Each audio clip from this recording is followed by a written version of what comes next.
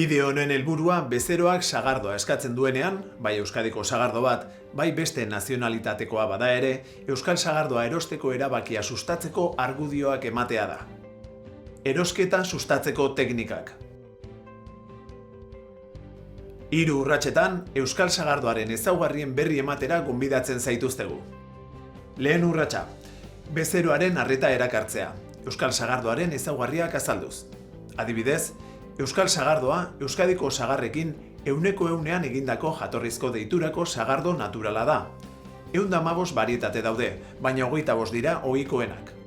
Bigarren urratsa, bezeroaren arreta lortu duzunean euskal sagardoaren ontasunekin harritu behar duzu. Hona hemen ideia batzuk. Jatorrizko deiturak sagardoaren kalitatea bermatzen du.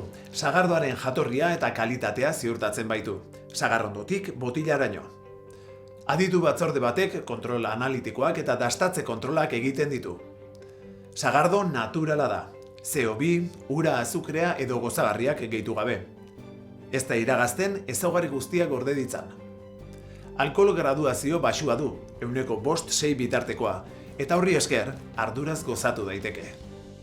Bezeroa konbentzitu duzunean, maitemindu honako kontakizunarekin oroitzapenak iraun eta horrela errepikatu dezan.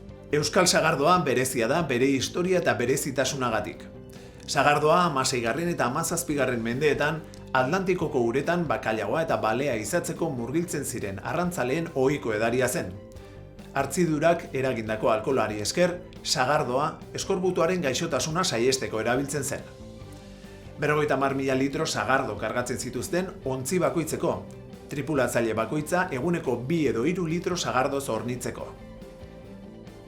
Beste gako batzuk. Merkatuan sagardo mota ezberdinak aurki ditzakegu.